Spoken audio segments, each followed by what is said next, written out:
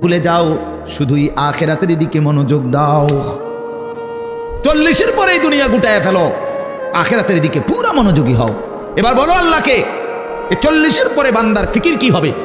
আল্লাহ শিখাইছে, এবার একজন মুমিনের ফিকির হবে, আল্লাহ এই 40 বছর পর্যন্ত আপনি আমার যেই নিয়ামতগুলো দিছেন, আমার এগুলোর শুকর আদায়ের তৌফিক দেন। এই 1। 2, আল্লাহ আপনি আমার মা বাবার উপরে যত নিয়ামত দিছেন আমার সন্তান হিসাবে, সেই নিয়ামতগুলোর শুকর আদায়েরও তৌফিক দেন। 3 নাম্বার, আল্লাহ ওয়া আন আ'মালা সালিহান তারদাহু, এখন থেকে নিয়ে বাকিটা হায়াত আপনার পছন্দ মতো নেক আমলের তৌফিক আমারে দান করুন। 4 নাম্বার, ওয়া আসলিহ লি ফি যুররিয়াতি, আল্লাহ এই পর্যন্ত আপনি আমার যে কয়জন সন্তান দিছেন, আমার সন্তানগুলোকে সুন্দর, চরিত্রবান, উত্তম আখলাকওয়ালা বানিয়ে দাও। ইন্নী তুবতু ইলাইকা। 5 নম্বরে, আল্লাহ এই পর্যন্ত যে কিছু পরিমাণ গুনাহ ভুল ভ্রান্তি হয়েছে তওবা করতেছি, সেগুলো মাফ করে দেন।